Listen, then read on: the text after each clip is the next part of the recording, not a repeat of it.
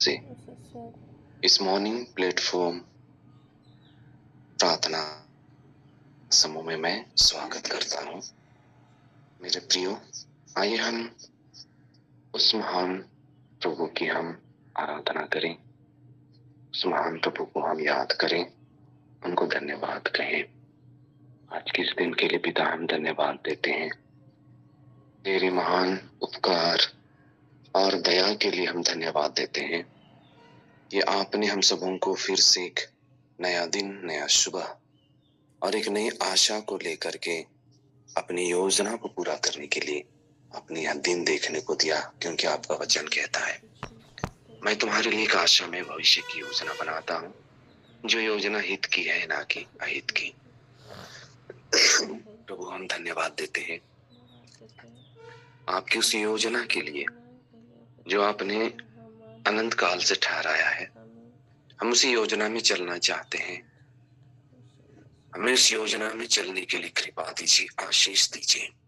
और इस प्लेटफॉर्म में जितने माता पिता, भाई बहन और प्रीस्ट जुड़े हुए हैं, सिस्टर्स जुड़े हुए हैं, उन सबों को भी, एक एक व्यक्ति को प्रभु अपने पवित्र लहू से उन्हें सुरक्षा प्रदान करना और उनके चारों ओर अपने स्वर्गदूतों की सुरक्षा को बनाए रखना, ताकि हम आपकी महिमा कर पाए।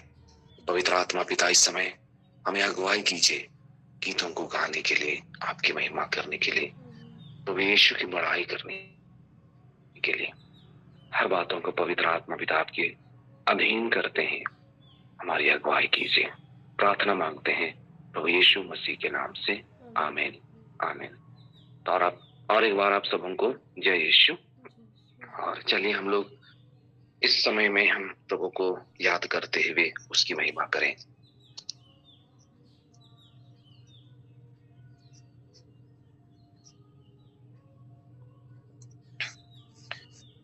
बड़ी भोर तेरे दर्शन को मैं चरणों में आता हूँ। आराधना, स्तुति और प्रशंसा पिता को चढ़ाता हूँ। बड़ी भोर तेरे दर्शन को मैं चरणों में आता हूँ। आराधना, स्तुति और प्रशंसा पिता को चढ़ाता हूँ। आराधना, आराधना, आराधना, आराधना, आराधना, आराधना, आराधना, आराधना। मेरे यीशु राजा की पवित्र आत्मा प्रभु की,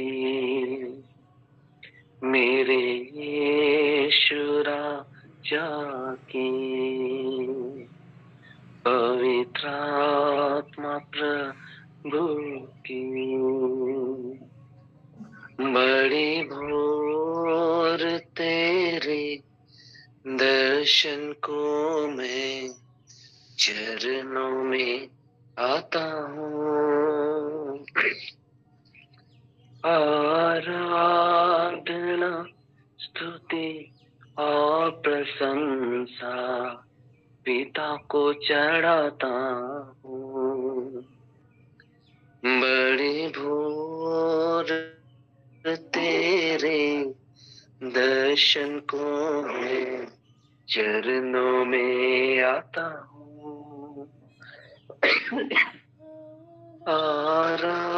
आराधना, स्तुति और प्रशंसा पिता को चढ़ाता हूँ। आराधना आराधना आराधना आराधना आराधना आराधना आराधना आराधना मेरे यीशु राजा की पवित्र आत्मा प्रभु की मेरे यीशु राजा की पवित्र आत्मा प्रभु की मेरे यीशु राजा की पवित्र आत्मा प्रभु की मेरे यीशु राजा की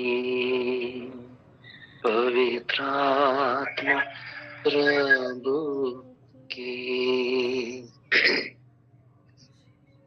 प्रभु यीशु, हम धन्यवाद देते हैं पिता तेरे महान बलिदान के लिए, और उस बलिदान के द्वारा आज हम जीवित मनुष्यों के बीच पाए जाते हैं। आपकी दया के कारण हम जीवित मनुष्यों के बीच पाए जाते हैं।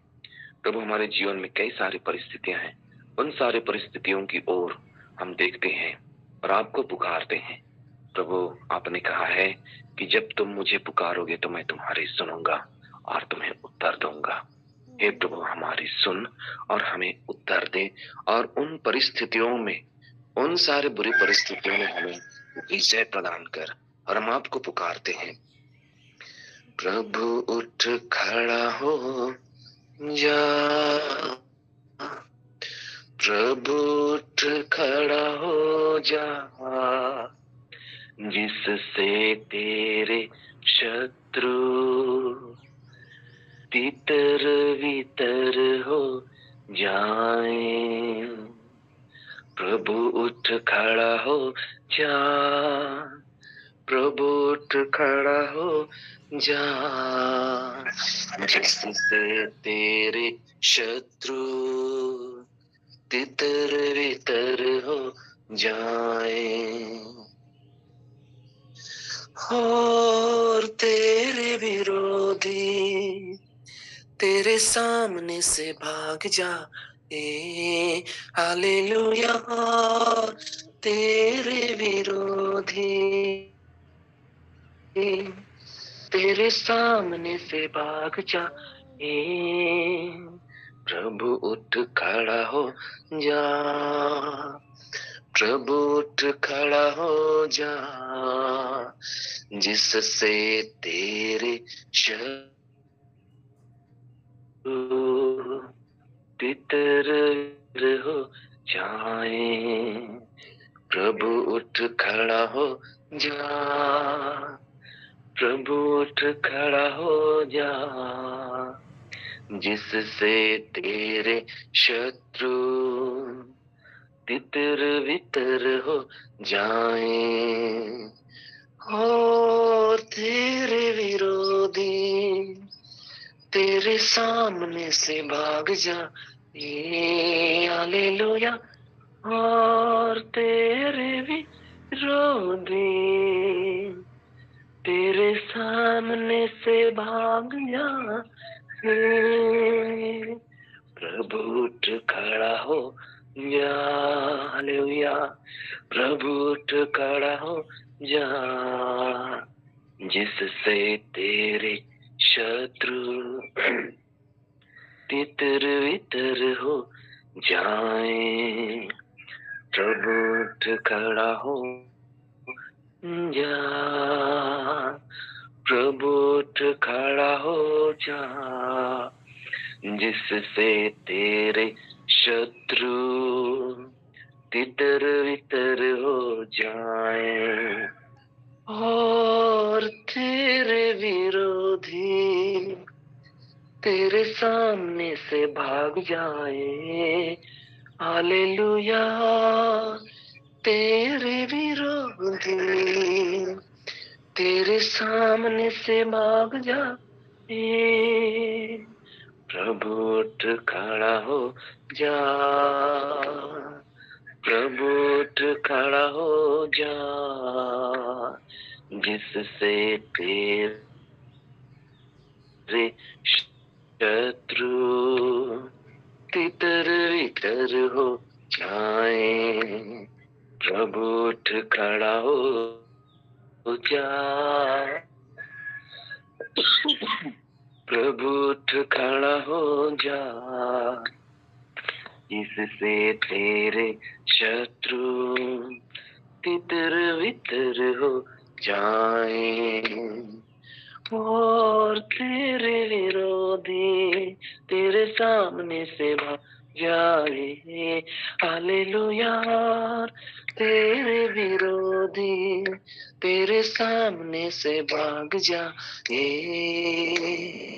प्रभु उठ खड़ा हो जा, प्रभु उठ खड़ा हो जा, जिससे तेरे शत्रु तितर वितर हो जाए।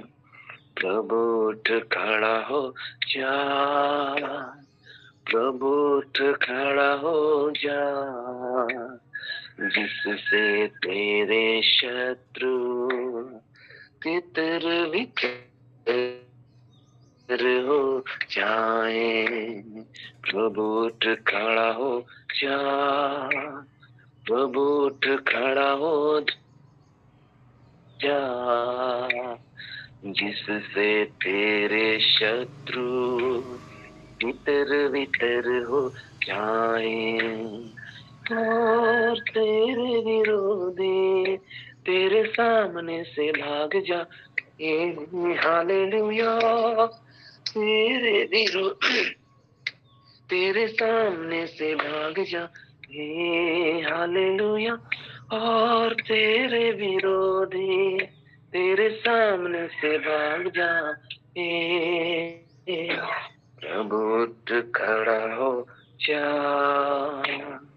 प्रभु उठ खड़ा हो जा, जिससे तेरे शत्रु तितर वितर हो जाए। प्रभु उठ खड़ा हो जा, प्रभु उठ खड़ा हो जा, जिससे तेरे शत्रु तितर वितर हो जाए और तेरे विरोधी तेरे सामने से भाग जाए। हालेलुया। तेरे विरोधी तेरे सामने से भाग जाए। प्रभु उठ खड़ा हो जा। हालेलुया। प्रभु उठ खड़ा हो जा, बीमारी में जिससे तेरे शत्रु तितर वितर हो जाए। प्रभु उठ खड़ा हो जा, हर परेशानी में प्रभु उठ खड़ा हो जा, हर विपत्ति में प्रभु उठ खड़ा हो जा, हमारे युद्ध में प्रभु उठ खड़ा हो जा, प्रभु उठ खड़ा हो जा, प्रभु उठ खड़ा हो जा, जिससे तेरे शत्रु तितर वितर हो जाए और तेरे विरोधी तेरे सामने से भाग जाए। हालेलुया। तेरे विरोधी तेरे सामने से भाग जाए। प्रभु उठ खड़ा हो जा, प्रभु उठ खड़ा हो जा, जिससे तेरे शत्रु तितर वितर हो जाए, तितर वितर हो जाए, तितर वितर हो जाए। Hallelujah hallelujah hallelujah hallelujah hallelujah hallelujah hallelujah hallelujah hallelujah hallelujah hallelujah hallelujah hallelujah hallelujah hallelujah hallelujah hallelujah hallelujah hallelujah. और तेरे विरोधी तेरे सामने से भाग जाए, और तेरे विरोधी तेरे सामने से भाग जाए। प्रभु उठ खड़ा हो जा, मेरे बीमारी में, मेरे तकलीफों में प्रभु उठ खड़ा हो जा, मेरे फिनेंशियल प्रॉब्लम में, हर परेशानी में, और तेरी विरोधी तेरे सामने से भाग जाएंगे। Hallelujah hallelujah hallelujah hallelujah. मेरे राजा की जय, मेरे यीशु की जय, पवित्र आत्मा की जय, यहोवा प्रभु की जय, जिसने स्वर्ग और पृथ्वी को शब्द मात्र से बनाया, मैं उसी की आराधना करता रहूंगा। वही मेरे जीवन का आधार, वही सर्वोच्च प्रधान है। मेरे खुदावन प्रभु यीशु, जिसने नबी को भेजा अपने संदेश के साथ, जिससे अंत के दिनों में आत्माएं बचाई जाएंगी। प्रभु ने अपने चुने हुए नबी को भेजा अपने संदेशों के साथ, और लोगों की आत्माएं बचाई जाएंगी।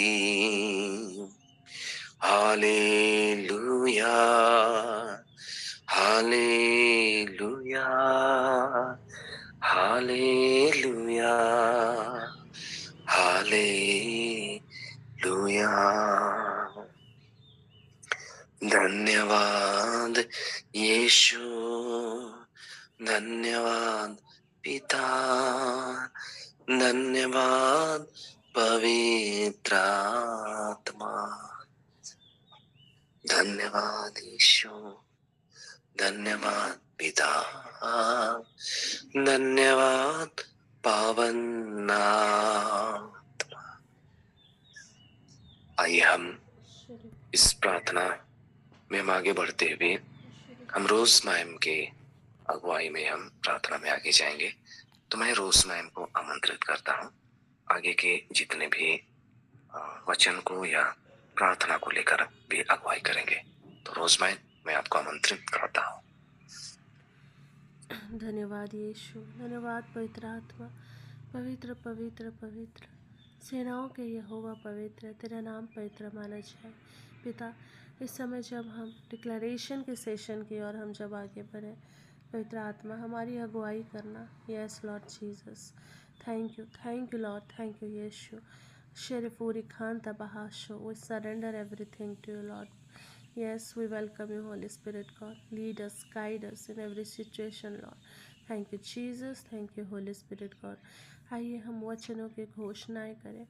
Yes, hallelujah, hallelujah. महान जीवित परमेश्वर, तूने हमारे लिए उस क्रूस पर अपने आप को त्याग दिया और मेरे लिए रक्त बहा करके हमें पापों से छुटकारा दिया। हम पाप मुक्त किए गए हैं। यस लॉर्ड, हम डिक्लेयर करते हैं पिता कि हमें पाप मुक्ति का वरदान मिला है। Thank you Lord Jesus, thank you Holy Spirit God.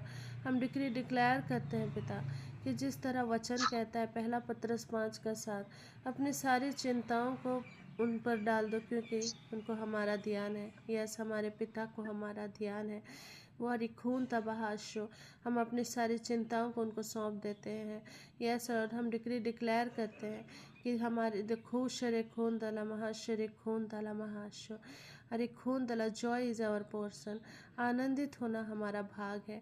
Yes Lord Jesus, yes hallelujah, क्योंकि वचन कहता है कि प्रभु में सदा आनंदित रहो। यस यस, जॉय हमारा भाग है। हम डिक्लेयर करते हैं यस, परमेश्वर की शांति और परिपूर्णता से हम भरे हुए हैं। हम डिक्लेयर करते हैं thank you Jesus, thank you Holy Spirit God. Yes Lord, रेखून तला बहाशो, हमें किसी भी वस्तु की घटी नहीं है, जैसे कि वचन कहता है भजन संहिता 23। हालेलुया। हमारी खून तला, प्रभु हमारा भला चरवाहा है, हमें किसी वस्तु की घटी नहीं है। वो हमें हरी हरी चराइयों में चराता है और हमें शुद्ध जल के किनारे ले चलता है। हम डिक्लेयर करते हैं पिता, यस लॉर्ड, हम हर एक प्रकार की आत्मिक आशीषों से हम आशीषित हैं। हम डिक्लेयर करते हैं प्रभु की करुणा हम पर हमारे जीवन में सदा की। हम डिक्लेयर करते हैं प्रभु की आशीष हमारे जीवन में सदा बनी रहती है। यस लॉर्ड जीसस, यीशु के कोड़े खाने के द्वारा हम सब चंगे किए गए हैं। हम डिक्लेयर करते हैं चंगाई हमारा भाग है, दीर्घायु का जीवन हमारा भाग है।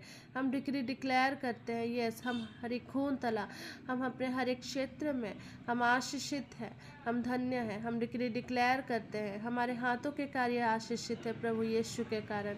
हम चारों दिशाओं से सुरक्षित और निर्देशित हैं। हम डिक्लेयर करते हैं यस, हमारे पास हर खून तला महाशो, हम प्रभु यीशु अरे खून तला खुशुर बुरे खानता, we are blessed. Yes Lord Jesus, अरे खून था इन जीसस नेम। हम धन्यवाद देते हैं पिता, धन्यवाद पिता ईश्वर हर एक बातों के लिए। यस लॉर्ड जीसस, सरी खून दला महाशर, हमें अपना कृपा पात्र बनाने के लिए हम आपका धन्यवाद करते हैं। Thank you Lord Jesus, thank you Holy Spirit God, we praise your holy name Lord, we glorify your name Lord. Thank you Jesus, thank you Holy Spirit God. हर एक बातों में सारा आदर महिमा गौरव प्रशंसा प्रभु जी हम आपको देते हैं। Thank you Jesus, thank you Holy Spirit God. तो सबको जय यीशु, प्रेज द लॉर्ड। ये शिक्षा है जय मसीह के। मेरे प्रियो, अभी ये समय है गवाही का समय, टेस्टिमनी का समय। कोई 2 टेस्टिमनी हम सुनेंगे, फिर हम आगे की सेशन की ओर बढ़ेंगे। किन्हीं के पास कोई टेस्टिमनी है तो एकदम शॉर्ट में आप शेयर कर सकते हैं। मैं आप सबको आमंत्रित करती हूँ। जय यीशु, प्रेज द लॉर्ड। जय यीशु। आवाज आ रही है ma'am? Yes ma'am, yes ma'am. ये मार्च 5 तारीख को हम लोगों के एरिया में एक लेडी के यहाँ प्रार्थना था, तो हम लोग वहाँ प्रार्थना में गए थे। तो वहाँ उसकी मतलब एक लेडीज टीचर है, वो बोली कि मतलब मेरी लेडी दी आप लोग प्रार्थना कीजिए, मेरा देवर 1 महीना से कहीं गुम हो गया है, वो लौटा नहीं है। हम लोग जा करके रायपुर, उधर नागपुर वगैरह सब खोज करके आए, लेकिन कहीं नहीं मिला। हम लोगों ने सब कोई प्रार्थना किया। उसके बाद में फिर 2-3 दिन के बाद में वो हमको कॉल करती है कि दीदी मेरा देवर आ गया है, आप लोगों का प्रार्थना परमेश्वर ने सुने हैं और आप लोग को धन्यवाद कि मेरा देवर आ गया। यही मेरी छोटी सी गवाही है। All glory to God. सारा आदर महिमा गौरव प्रशंसा हम प्रभु को देते हैं वेरोनिका मैम के जीवन में इतनी सुंदर गवाही के लिए। धन्यवाद। परमेश्वर की खोजियों को कभी भी खाली हाथ लौटना नहीं पड़ता है। तो सारा आदर महिमा गौरव प्रशंसा प्रभु यीशु को मिले। आमीन। और किन्हीं का कोई टेस्टिमनी है तो शेयर कर सकते हेलो। हैं। Yes ma'am. Good morning, praise the Lord. मैं जसिंता सिमडेगा से बोल रही हूँ। मेरी गवाही है कि पिछले सप्ताह शुक्रवार की है, करीब 12:30 बजे मैं ड्यूटी से लौटी थी। समय स्कूल मेरा ही घर के बगल में आरसी प्राथमिक विद्यालय है। वहाँ एक बच्चा है, 6 वर्ष का बच्चा, और उसकी बुआ यहीं पर प्राइवेट टीचर हम ही लोग रखे हैं। तो एकदम अचानक उसका पैर दर्द से एकदम कैसे, और उनका एग्जाम चल रहा था बच्चा लोग का। फिर उसकी बुआ लेके आई मेरे पास कि चलो ना रे मैया की माँ, कुछ तेल उला है तो लगा दीजिए ना, कुछ बोल रही है। फिर क्या है, आज शुक्रवार है, चले फास्टिंग का दिन है, प्रेयर कर देंगे बोले। और हम प्रेयर कर दिए बाबू के लिए। और उसका घुटना फूलते फूलते जा रहा है, एकदम अजीब सा बैलून जैसे। हमको तो एकदम डरावना लग गया। फिर वो भी बोल रही है कोई बात नहीं, हम बोल रहे हैं कोई बात नहीं। तो डर रही है। उसका भाई भी बिना कारण का इस बार फांसी होके मर गया है 1 महीना के पहले, इसलिए उसको तो डरावना है। और सिर्फ 3 भाई का 1 ही ठो बेटा है ये भी। तो फिर हम बोले कि ठीक है चलिए प्रार्थना करेंगे बोले। प्रार्थना में दोनों बैठ गए, प्रार्थना की। उसके बाद कुछ काम हो रहा है बाबू, वहाँ काम हो रहा है। उसके बाद शाम को घर चले गए। उसके बाद शाम को फिर लाए मेरे पास, और थोड़ा तो कम लग रहा है बोल रहे हैं छोटा बाबू भी, उसके दूसरी माँ भी, दीदी अभी तो थोड़ा सा कम हो रहा है। और हम लोग फिर प्रेयर किए। उसके बाद हम देखते हैं सुबह फिर लाए मेरे पास, देखिए ना थोड़ा तो बहुत ही काम हुआ है बोल के उसका बेटा लोग लाया। उसके बाद हम देखे बाबू कैसे लग रहा है, अभी तो ठीक ही लग रहा है, हम सक रहे हैं बोलता है, चलने भी नहीं सक रहा, फिर फूल गया तो उसका घुटना। हम देख के उसको बोले प्रभु हम आपके पवित्र हाथों में समर्पित कर उस बेटे को, निर्दोष बेटा को बोले। और जैसे प्रार्थना किए, शाम सुबह होते होते वो बेटा ठीक हो गया। मैं बहुत बहुत ईश्वर को धन्यवाद देती हूँ, ईश्वर की इतनी बड़ी महती दया और कृपा के लिए। और हर समय लोग आ रहे हैं वैसे ही प्रेयर के बदौलत ठीक हो रहे हैं। मैं पिता परमेश्वर को धन्यवाद देती हूँ। ऐसे मैं अपने विश्वास में अडिग रहूंगी। मैं प्रेयर से अर्जी भी करती हूँ कि प्रेयर करते रहिएगा मेरे लिए, ताकि मेरा जो कार्य है बढ़ते रहे, मैं लोगों की सेवा करते रहूं। सबों को धन्यवाद। मेरे प्रेयर ग्रुप के सभी लीडरों को मैं धन्यवाद देती हूँ। फादर सेबेस्टियन को धन्यवाद देती हूँ, क्योंकि इन्होंने ही इस प्रेयर ग्रुप में हमें जुड़ा है। मैं बहुत बहुत धन्यवाद देती हूँ। Thank you. All glory to God. प्रभु परमेश्वर आपके जीवन में इसी तरह और भी गवाहियाँ आते चले जाएं। प्रभु परमेश्वर को धन्यवाद देते हैं। Thank you Jesus, thank you Holy Spirit God, hallelujah, आमीन। तो सबको जय यीशु फिर से। और अभी ये समय है जीवित वचनों का समय। तो मैं प्रभु के दास प्रोफेट वीरेंद्र सामुएल सर को आमंत्रित करती हूँ। Over to you prophet. God bless you रोजमैन। और सभी टेस्टिमनी के लिए हम परमेश्वर पिता का धन्यवाद करते हैं। अबारा लाबो शेखारी लाखों से नामा ना खारा लाखों से के। आइए फिर से एक बार हम परमेश्वर के वचन को सुनने के पहले अपने ध्यान प्रभु की ओर उठाते हुए उसका धन्यवाद करेंगे। पूरा लाबा शबोरे लाखासीनो में ने खिरे लेखे से के। बद किया हुआ में नाही योग्य है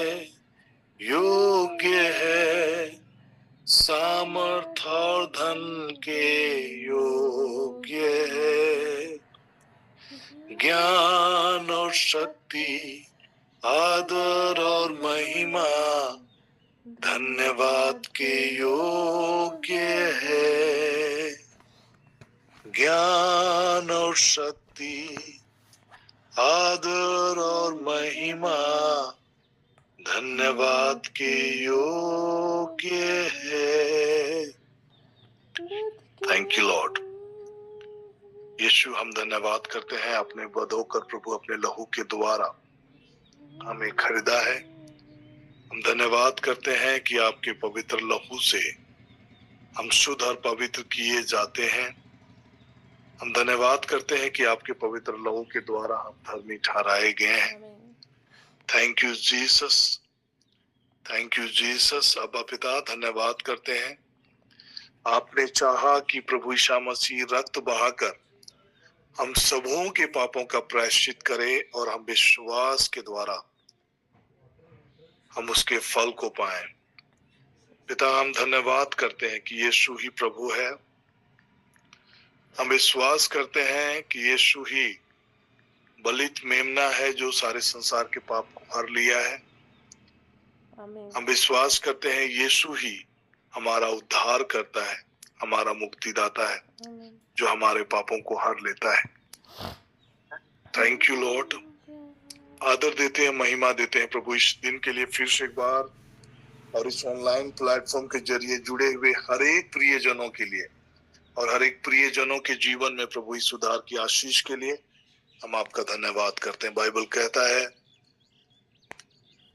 और अलाबा शेखेरे लेखे से के आपने जगत से ऐसा प्रेम किया कि अपने इकलौते पुत्र को दिया, जो कोई उस पर विश्वास करे उसका सर्वनाश ना हो बल्कि वे अनंत जीवन को पाए।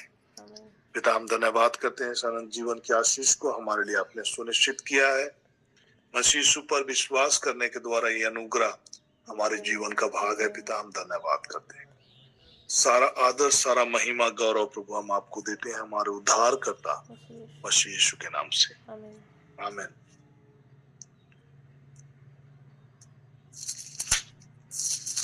प्रकाशित वाक्य अध्याय 12 हम लोग अध्ययन कर रहे हैं। उससे पहले हम चाहेंगे कि फिर से एक बार हम प्रकाशित वाक्य अध्याय 1 पद संख्या 3 के वचनों को सुने और धन्यवाद दें परमेश्वर पिता का, क्योंकि ये अनुग्रह ही है जो कि हम इस भविष्यवाणी के वचन को लगातार पढ़ भी रहे हैं, सुन भी रहे हैं और इसमें लिखी हुई बातों को मान भी रहे हैं। बाइबल कहता है कि धन्य है वह जो इस भविष्यवाणी के वचन को पढ़ता है और वे जो सुनते हैं और उसमें लिखी हुई बातों को मानते हैं, क्योंकि समय निकट है।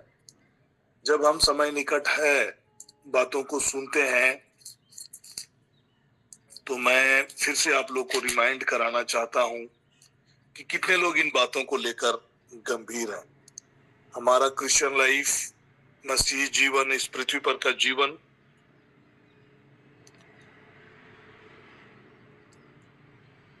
एक जिम्मेवारी का जीवन है, और जब हम इन वचनों को सुनते हैं, अंत के समय में हम आ चले हैं और अंत का समय दिन प्रतिदिन निकट आता चला जा रहा है। अभी मैं कुछ न्यूज चैनल्स की बातों को देख रहा था और अंत के दिनों के विषय में जब कुछ बातों को मैं जानने का प्रयास कर रहा था, तो उसी समय दानियल का जो भविष्यवाणी है और दानियल की भविष्यवाणी का जो 70 वीक्स का जो भविष्यवाणी है, जो अंत के दिनों के विषय में है, और दानियल का जो 70 वीक्स है वो प्रोफेटिक ईयर्स को दर्शाता है। लाइक जितने भी वीक्स हैं, लाइक 1 वीक का जो बातें, 7 डेज का जो बातें हैं, वो प्रोफेटिक ईयर्स, उसका मतलब प्रोफेटिक ईयर्स है। 1 day is equal to 1 year.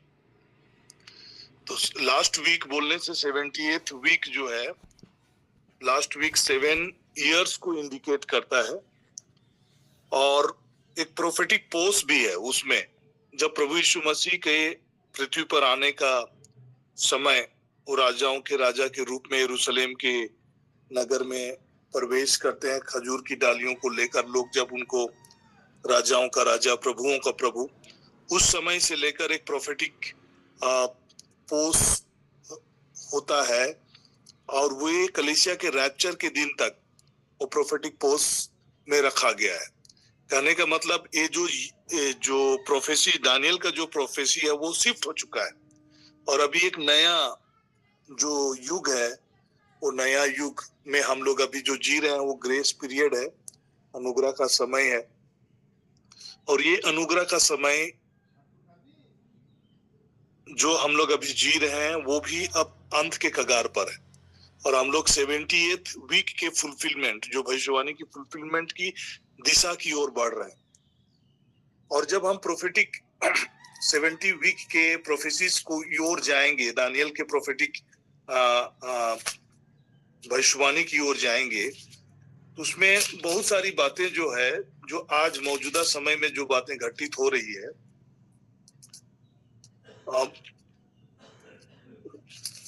उन चीजों को रिलेट करती है। तो उन्हीं चीजों को मैं आपके बीच में रखना चाह रहा हूं। और दानियल की भविष्यवाणी अध्याय 9 पद संख्या 27 के पदों को हम लोग देखेंगे। वह प्रधान 1 सप्ताह के लिए बहुतों के संग दृढ़ वाचा बांधेगा।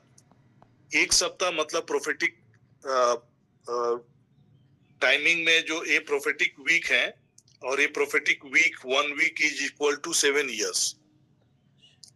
और वह परम प्रधान 1 सप्ताह के लिए बहुतों के संग दृढ़ वाचा बांधेगा, परंतु आधे सप्ते के बीतने पर वह मेल बलि और अन्न बलि को बंद करेगा और कंगूरे पर उजाड़ने वाली घृणित वस्तुएं दिखाई देगी और निश्चय से ठानी हुई बात के समाप्त होने तक परमेश्वर का क्रोध उजाड़ने वाले पर पड़ा रहेगा।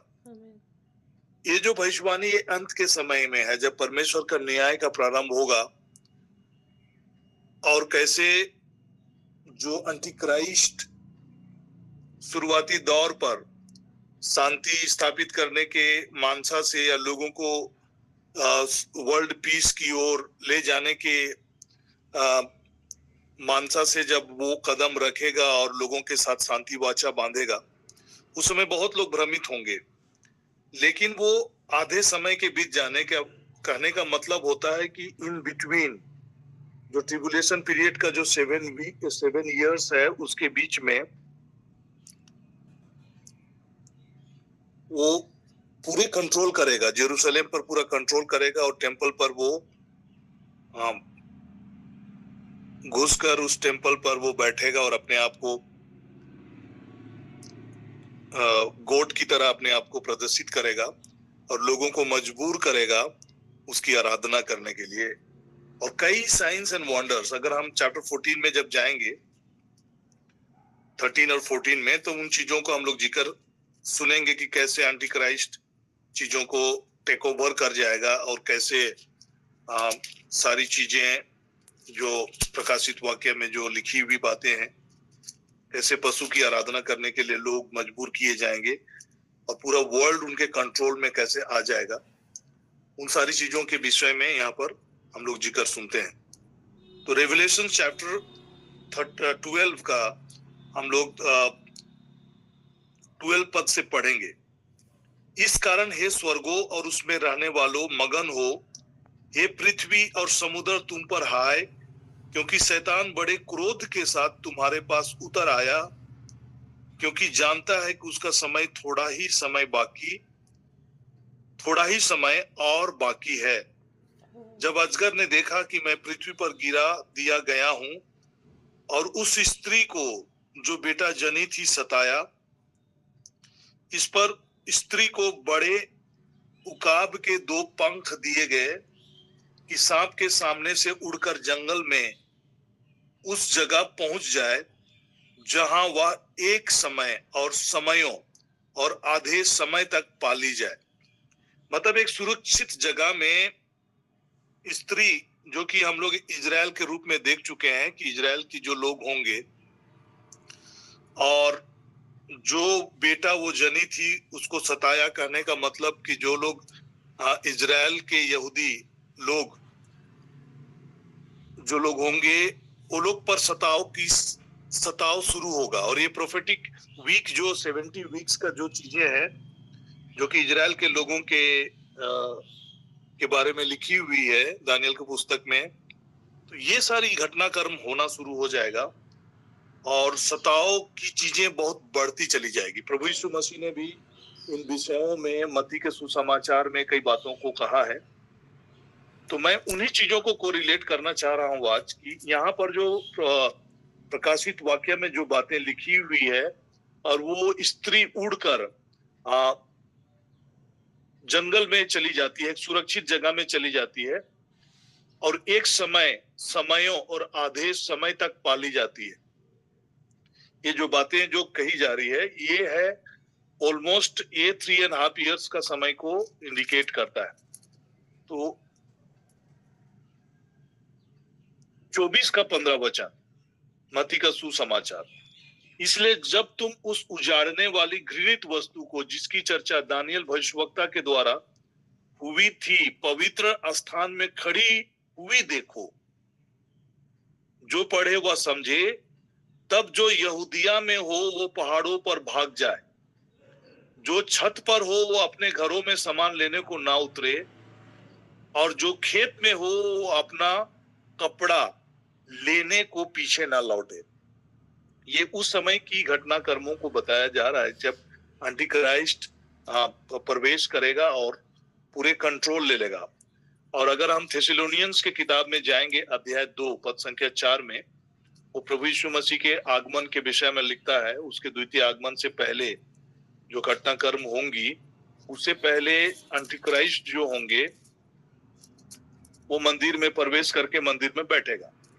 यहाँ पर थेसलोनियंस चैप्टर 2 वर्स 4 में अगर हम देखेंगे, उन दिनों के विषय में धोखा ना खाना, क्योंकि वह दिन आएगा जब तक धर्म का त्याग ना हो ले, और वह पाप का पुरुष अर्थात विनाश का पुरुष प्रकट ना हो। 4 वचन, जो विरोध करता है और हर एक से जो ईश्वर का पूज्य कहलाता है, अपने आप को बड़ा ठहराता है, यहाँ तक कि वह परमेश्वर के मंदिर में बैठकर अपने आप को ईश्वर ठहराता है। तो ये सारा घटनाक्रम के बारे में संत पौलुस 2 थेसलोनियंस चैप्टर 2 वर्स 4 में लिखते हैं कि कैसे एंटीक्राइस्ट क्या करेंगे कि वो मंदिर में प्रवेश करेंगे, मंदिर में बैठेंगे, परमेश्वर के मंदिर में बैठकर अपने आप को ईश्वर ठहराता है। और ईश्वर की आराधना के विषय में वो ईश्वर की तरह आराधना होगा।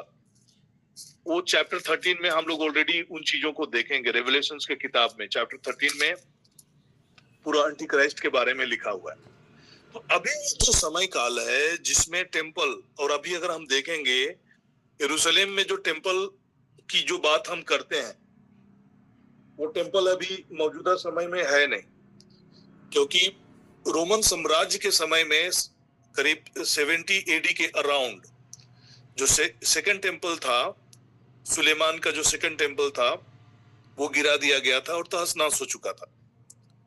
और पूरे जब हम टेम्पल के विषय में, यरूशलेम के टेम्पल के विषय में जब हम बात करते हैं, यरूशलेम में सुलेमान के मंदिर का जब स्थापना हुआ था, तो प्रथम जो सुलेमान, राजा सुलेमान के द्वारा जो मंदिर बनाई गई थी, करीब 957 BC के अराउंड, बिफोर क्राइस्ट, राजा सुलेमान के द्वारा जो मंदिर बनाई गई थी, और करीब 586 BC के अराउंड में राजा नबूकदनेस्सर के समय काल में बेबीलोन का जब सब शासन था, तो यरूशलेम पर आक्रमण करके वो मंदिर को तोड़ दिया गया था पूरी रीति से, और उसको फिर रिबिल्ड किया गया था करीब 500 BC के अराउंड में।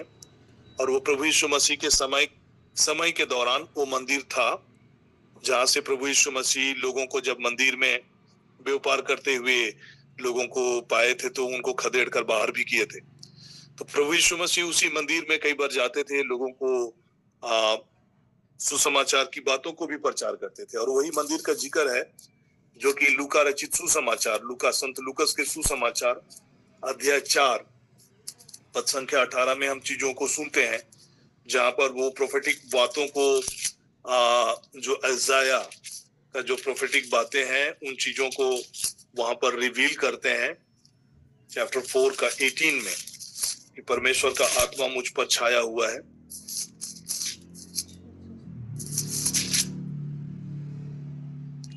फिर वह नाजरेत में आया, पाला पोसा गया और उसी रीति के अनुसार साबत के दिन आराधनालय में जाकर पढ़ने के लिए खड़ा हुआ।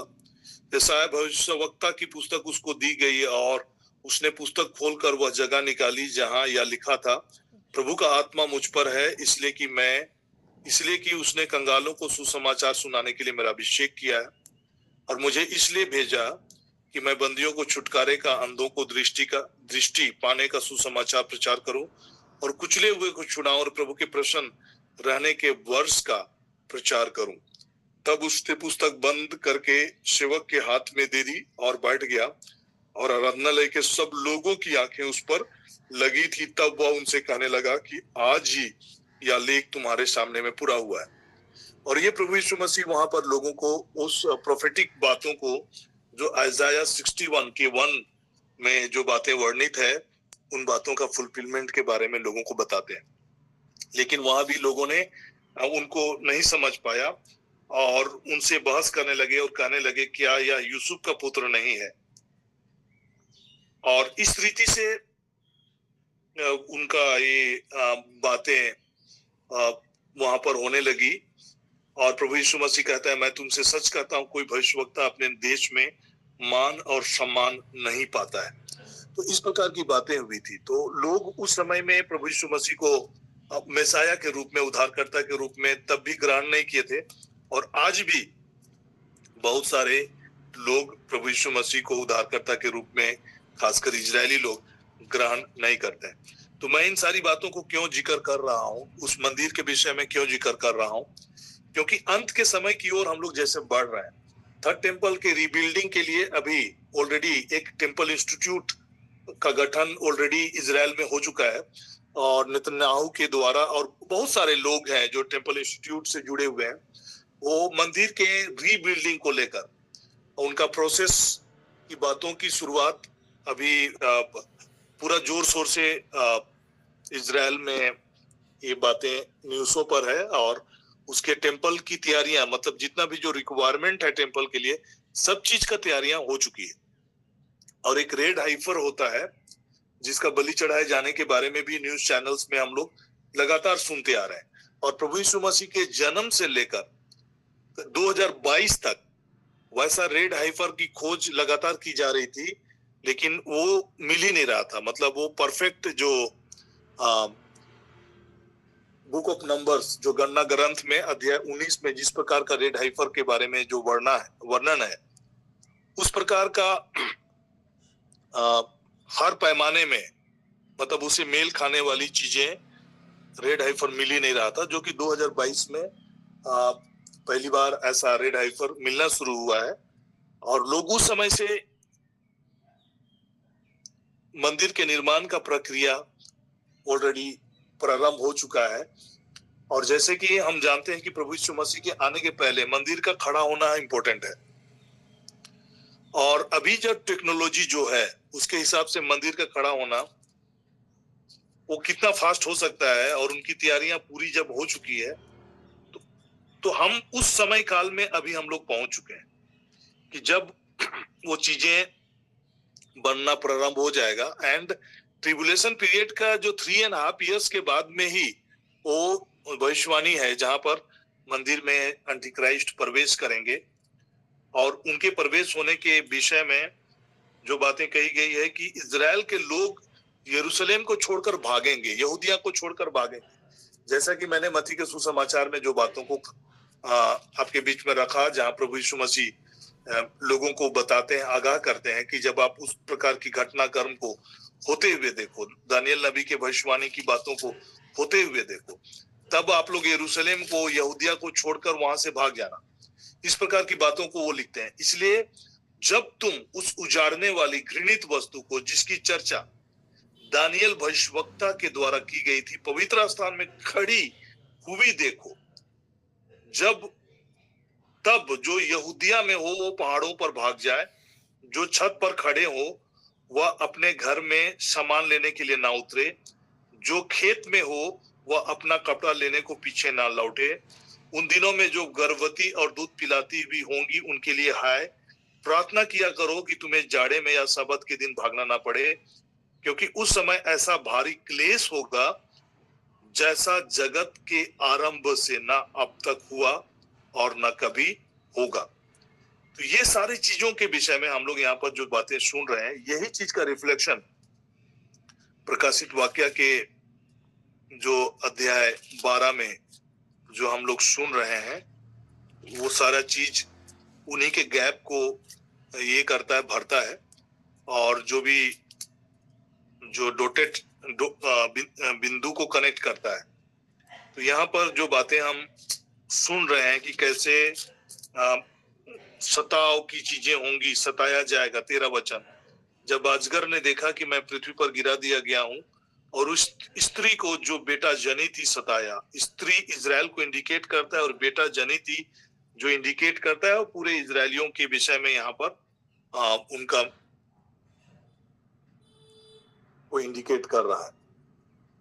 तो उनको सताने लगेगा, और उन्हीं सताव के दौरान पे क्या होगा कि पर उस स्त्री को बड़े उकाब के 2 पंख दिए गए कि सांप के सामने से उड़कर जंगल में उस जगह पहुंच जाए जहां वह एक समय और समयों और आधे समय तक पाली जाए। मतलब ट्रिबुलेशन पीरियड का जो 50 करीब 3.5 इयर्स का जो समय है, उन दिनों में वो एक निश्चित जगह में जाकर, चूंकि एंटी क्राइस्ट यरूशलेम को अपना हेड क्वार्टर बनाएगा और वहां से फिर वो शासन करने लगेगा, और पूरा चीज वहां से, मतलब ऐसा भयानक सताव की चीजें होना प्रारंभ हो जाएगा। तब लोग वहां से भागना प्रारंभ करेंगे और सुरक्षित जगहों में जाना प्रारंभ करेंगे उस निश्चित समय तक, जब परमेश्वर उन्हें अपने पास बुला लेगा। जैसे कि हम चैप्टर 7 का 14 में पढ़ते हैं,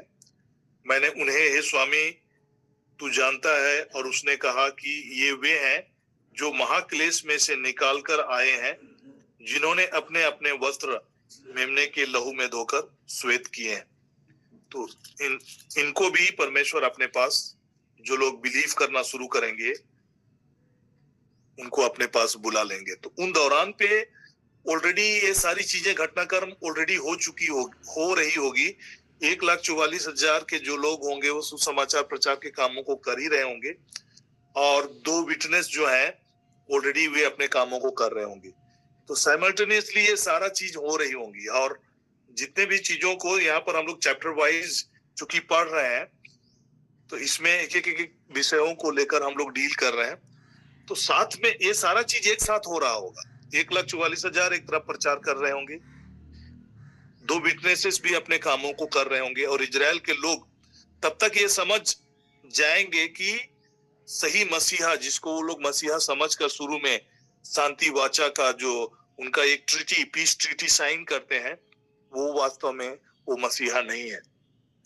और 2 गवाहों के आने के बाद चीजें उनके लिए बड़ा ही स्पष्ट हो जाएंगी, और वे मेमने के लहू के कारण और अपने गवाही के वचन के कारण जयवंत होंगे। कहने का मतलब, वे अपने प्रभु मसीह के गवाही के लिए, वे अपने सिर को भी कटाने के लिए वो लोग तैयार हो जाएंगे, अपने प्राणों को भी प्रिय नहीं जानेंगे और मृत्यु को भी सह लेंगे। मतलब इस प्रकार से लोग आप समझ चुके होंगे, और उस समय बहुत बेदारी आएगी और बहुत सारे लोग प्रभु यीशु मसीह को ग्रहण करेंगे, और उनका उद्धार उन दिनों में भी होगा। जैसे कि उनके उद्धार के विषय में हम लोग ऑलरेडी रेवलेशंस के चैप्टर 7 और 9, मैंने पहले भी कहा था कि ये जो चैप्टर 7, 8, 9, 10 जो है, ये सिलसिलेवार नहीं है, सब मिला हुआ है, लेकिन हमारे समझ के लिए मतलब इनको चैप्टर में बांटा गया है। तो चैप्टर 7 का 9 में हम लोग सुनते हैं कि कैसे ड्यूरिंग दोस टाइम इतने बड़े तादाद पर सुसमाचार का प्रचार भी होगा, और 14 का 6 में जैसे कि हम लोग सुनते हैं, जहां पर सुसमाचार के विषय में लिखता है कि मैंने एक और स्वर्गदूत को आकाश के बीच में उड़ते हुए देखा। इसका माइक म्यूट करेंगे please.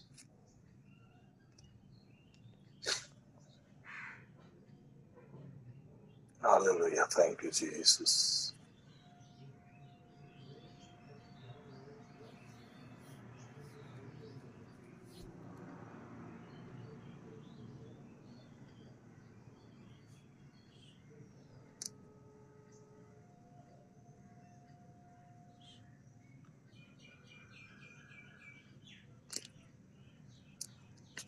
All right. Hallelujah. Thank you, Jesus. Thank you, Jesus. Harman बारा सर का माइक.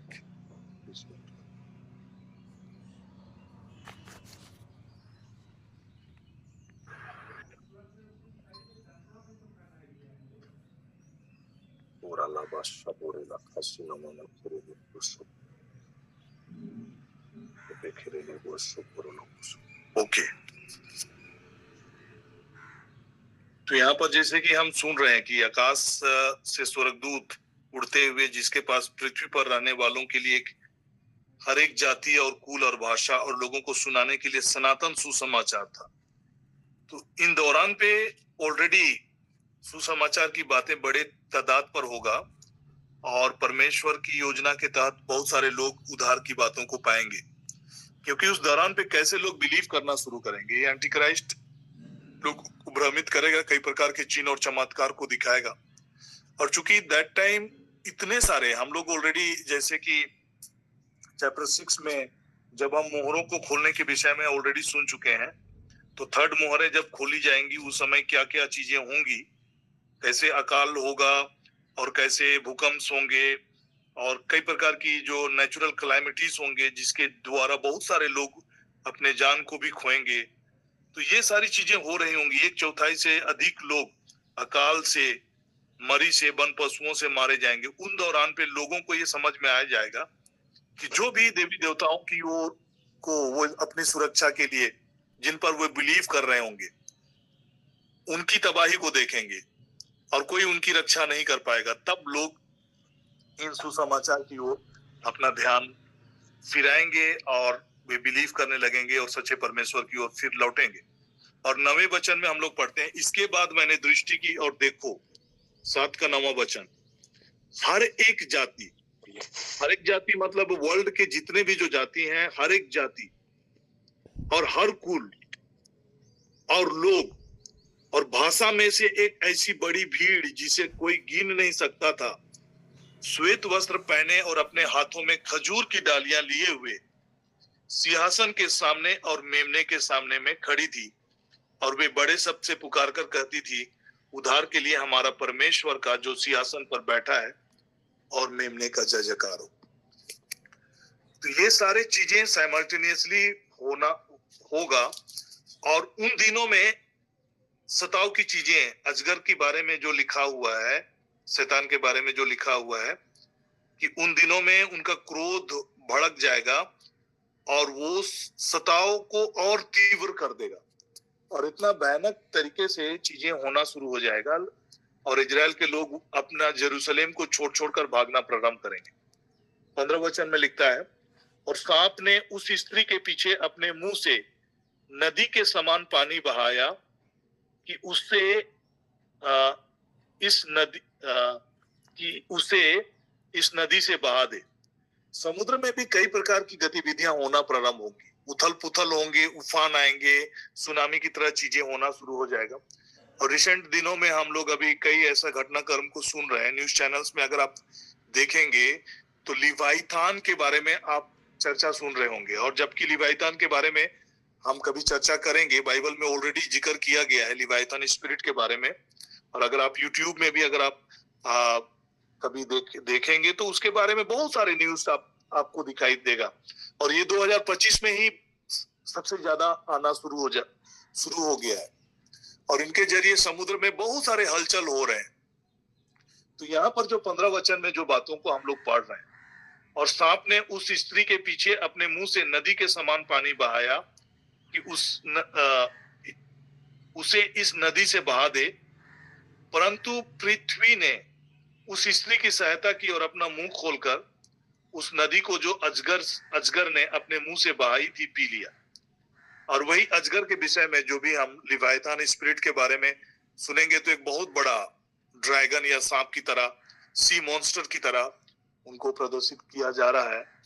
और उनके विषय में ऑलरेडी बाइबल में लिवाइथान के बारे में बहुत सारा जिक्र है, जो कि वो गहरी समुद्र में अभी रह रहा है, जो समुद्री सतह पर आने से ही बहुत हलचल होना शुरू हो जाएगी. तो ये सारे घटनाक्रम अभी हमारे ही दिनों में हम लोग न्यूज चैनलों में सुन रहे हैं. और कई जगहों पर ऐसा आप उनके वजह से कई न्यूज फ्लैशेस में इन चीजों को आप सुनेंगे। तो ये सारा चीज अभी के समय में जो बातों को हम लोग पढ़ रहे हैं उन बातों को ये कोरिलेट करता है। 17 वर्ष तब अजगर स्त्री पर क्रोधित हुआ और उसकी शेष संतान से जो परमेश्वर की आज्ञाओं को मानते और यीशु की गवाही देने पर स्थिर है लड़ने को गया और वह समुद्र के बालू पर खड़ा हो गया। तो इसका कनेक्टिविटी भी हम समुद्र के साथ देख रहे हैं और साथ ही साथ ये भी सुन पा रहे हैं कि कैसे इस समय तक में पूरे इजराइल के लोग प्रभु यीशु मसीह की गवाही देने के लिए स्थिर खड़े हो जाएंगे और वो अपने गवाही पर स्थिर रहेंगे, कायम रहेंगे और वे बिलीव करना शुरू करेंगे कि प्रभु यीशु मसीह ही सच्चा मसीहा है, सच्चा उद्धार करता है, जो कि फिर से आने वाला है ना, जगत के न्याय के लिए आने वाला है। तो ये सारा घटनाक्रम के विषय में जो बातों का आज हम सुन रहे हैं प्रियो, ये सारी चीजें हमारे ही समय काल में ये पूरा होता हुआ दिख रहा है। और जब हम जुबली ईयर का कैलकुलेट करते हैं प्रभु यीशु मसीह के क्रूस मृत्यु के बाद, जब हम उनके जो मिनिस्ट्रियल वर्क था पृथ्वी पर 30 एडी के समय से अगर हम 2000 जुबली ईयर्स जब भी हम कैलकुलेट करते हैं 2000 ईयर्स को कैलकुलेट करते हैं, तो उस कैलकुलेशंस के बेसिस पे भी अगर आप आएंगे तो अराउंड 2030 के अराउंड में हम लोग चीजों को होता हुआ हम लोग देख पा रहे हैं। तो ये समय जब हम लोग इतने करीब हैं, जो पवित्र आत्मा हमारे लिए मुक्ति के दिन के रूप में दिया गया, हमारा क्रिश्चियन लाइफ केवल इन्हीं बातों तक सीमित ना हो कि हम अपनी जरूरत की बातों के लिए हम लोग प्रार्थना करें और उन्हीं बातों से केवल खुश ना हो, आनंदित ना हो कि हमारे प्रार्थनाओं के द्वारा बड़े बड़े काम हो रहे हैं, लोग चंगे हो रहे हैं, हील हो रहे हैं, लेकिन हम सुसमाचार के कार्यों को करना प्रारंभ करें, लोगों को बताना शुरू करें कि प्रभु यीशु मसीह को हम अपना उद्धारकर्ता और प्रभु के रूप में लोग स्वीकार करना शुरू करें, क्योंकि प्रभु ही हमारा न्यू है। बाइबल के वचनों को अगर हम पढ़ेंगे, पहला कोरिन्थियंस अध्याय 3 मैं कंक्लूड करना चाह रहा हूं। 3 के वचन को अगर आप हम लोग पहला कोरिन्थियंस अध्याय 3 में अगर हम लोग जाएंगे,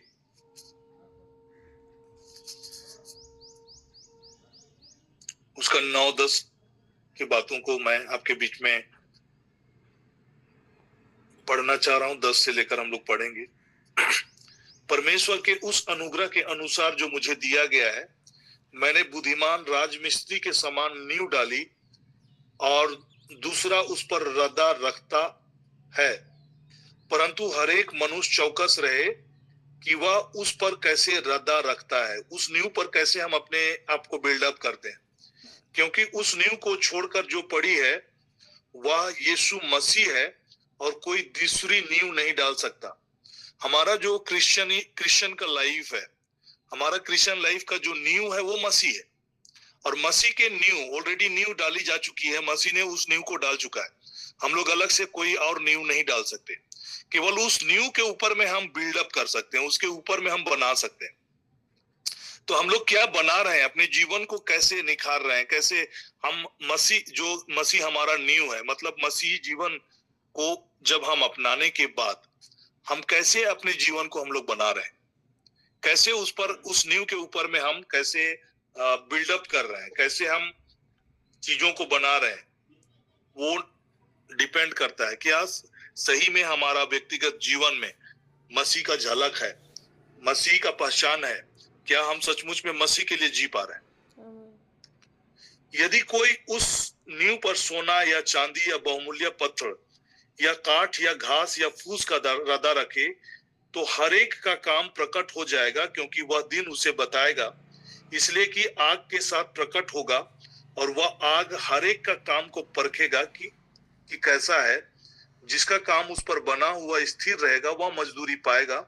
यदि किसी का काम जल जाएगा तो वह हानि उठाएगा, पर वह आप बच जाएगा परंतु जलते जलते। दैट मीन्स यहाँ पर एक बहुत बड़ा डीप चीज यहाँ पर हम लोगों को बताई जा रही है कि इस पृथ्वी पर के जीवन के बाद, इस पृथ्वी पर रहते हुए हम कैसे अपने जीवन को बनाते हैं, कैसे हम अपने जीवन को जीते हैं। प्रभु यीशु मसीह जो हमारा नींव है, हमारे जीवन का आधार है, उसमें हम अपने जीवन को कैसे बनाते हैं। तो उसमें जो सोना और चांदी या बहुमूल्य पत्थर से जो बनाएगा मतलब वो स्थिर रहेगा, लेकिन जो घास फूस से बनाएगा वो जल जाएगा, लकड़ी से जो बनाएगा वो जल जाएगा। तो इस तरह से हम अपने जीवन को कैसे कर रहे हैं? सोना के सामने में जब आग से सोना परखा जाता है तो उसमें और निखार आता चला जाता है।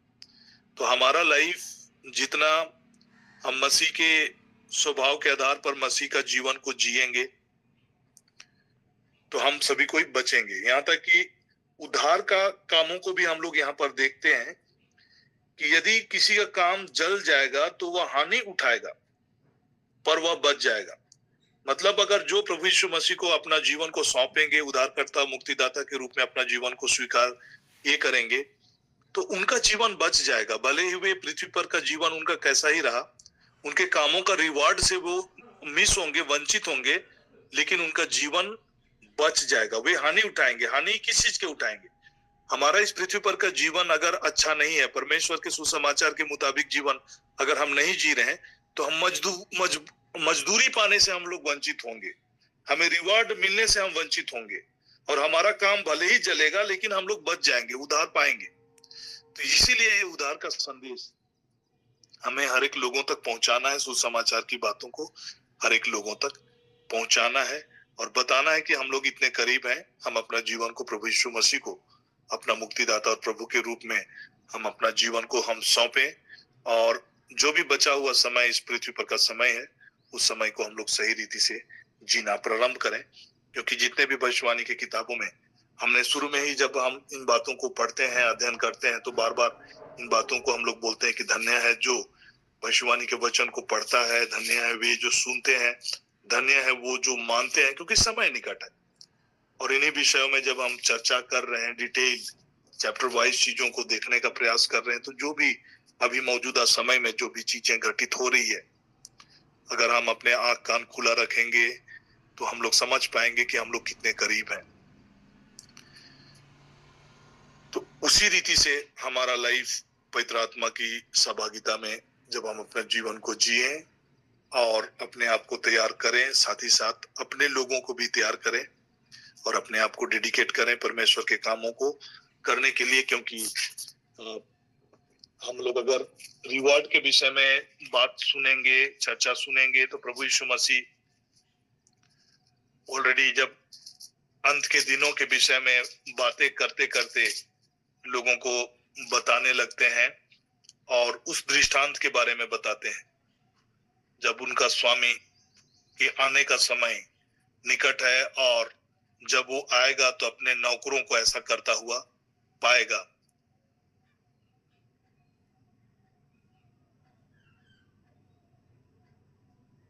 तोड़ों का दृष्टांत जो कि जस्ट अंत के दिनों के विषय में लिखते हुए वो बताते हैं और उसी से कंटिन्यू करते हुए विश्वास योग्य दास और दुष्दास के विषय में वो बताना शुरू करते हैं। और वही चैप्टर सब है जहां पर हम लोग रैप्चर के बारे में सुन रहे होंगे, अंत के विषय में सुन रहे होंगे, उसी का कंटिन्यूएशन में प्रभु यीशु मसीह इन चीजों को बताते हैं।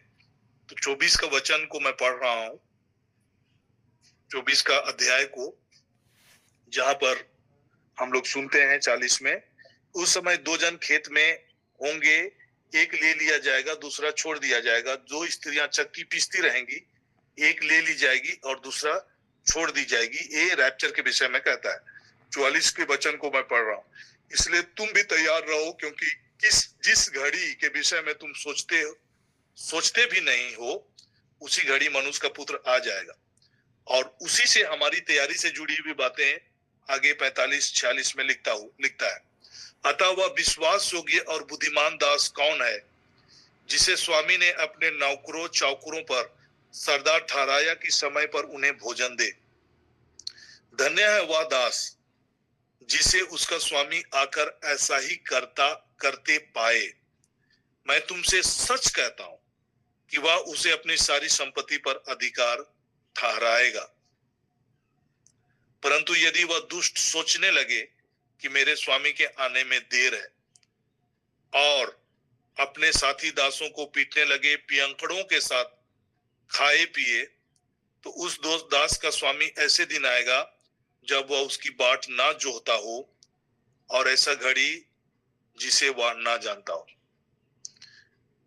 ये हमारे लिए सचेत होने के लिए लिखता है कि हम सचेत रहें, उस घड़ी को नहीं जानते। और उसी के विषय में आगे में ये लिखता है कि धन्य है वह दास जिसे उसका स्वामी आकर ऐसा करता हुआ पाए। तो हमें तैयार रहना है, प्रभु का बाट जोते रहना है और अपने जीवन को वैसे ही जीतना है। सुसमाचार की बातों को औरों तक पहुंचाते हुए हमें अपना कामों को करते रहना है। आज का वचन हम लोग यहीं पर रखेंगे और मैं फादर जी से आग्रह करूंगा कि आशीष की प्रार्थना में हम सबों की अगुवाई करें।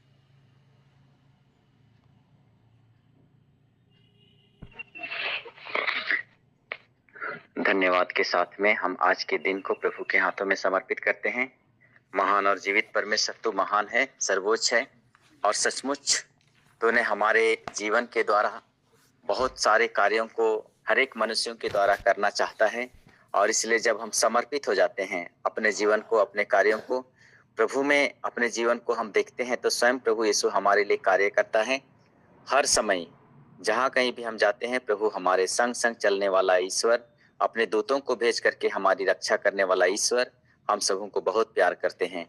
हम हर एक दिन इस तरह से एक साथ आ पाते हैं, ये परमेश्वर की बहुत बड़ी कृपा है। और जो भी हम वचन सुने हैं ये हमारे जीवन के लिए है, व्यक्तिगत जीवन के लिए। और जब हम अपने जीवन को, अपने व्यक्तिगत जीवन को प्रभु में समर्पित करते हैं, हमारे जीवन के द्वारा बहुत सारे लोगों को आशीषित मिलता है, बहुत सारे लोग आशीषित होते हैं। तो आइए हम धन्यवाद के साथ में प्रार्थना करें। और विशेष करके इन दिनों जब हम तैयारी का समय है और ये विशेष तैयारी है, पुण्य कमाने का समय है, चालीसा का समय है, और हम विशेष रूप से प्रार्थना करते हैं अपने लिए और विशेष करके पापियों के मन फिराव के लिए, जो लोग भटक गए हैं उन सबों के लिए आजकल हम विशेष रूप से प्रार्थना करें। जो प्रभु यीशु स्वयं 40 दिन और 40 रात उपवास और तपस्या और प्रार्थना किया, हम भी उसी तरह प्रभु के संग संग चलें और अपने जीवन के लिए और अपनी आत्मा के लिए विशेष रूप से प्रभु से कृपा पाने के लिए प्रार्थना करें। आज हम लोग प्रभु को धन्यवाद देकर अपने जीवन के लिए, अपने परिवार के लिए, अपने कार्यों के लिए विशेष रूप से आशीष की कामना करते हुए प्रार्थना करेंगे। आज और एक नए जगह पर हम लोग जा रहे हैं, उसके लिए भी जरूर आप प्रार्थना करेंगे। 100 बेड़ा पारिश है, उसमें 3 दिन का आज से आध्यात्मिक साधना है। प्रभु वहाँ के लोगों को विशेष कृपा प्रदान करे। और इस समय जब हम एक साथ जुड़े हैं, हम एक दूसरे के लिए हमेशा निरंतर प्रार्थना करते रहें। आइए हम महान और जीवित परमेश्वर के द्वारा ईश्वर के द्वारा आशीर्वाद ग्रहण करेंगे। प्रभु के नाम में ही हमारा कल्याण है, उसी ने स्वर्ग और पृथ्वी को बनाया। प्रभु आप लोगों के साथ हो और आपके पवित्र आत्मा का आशीर्वाद आप पर उतरे। आपके परिवार के सदस्यों पर कार्य में छाया रहे और सदा सर्वदा।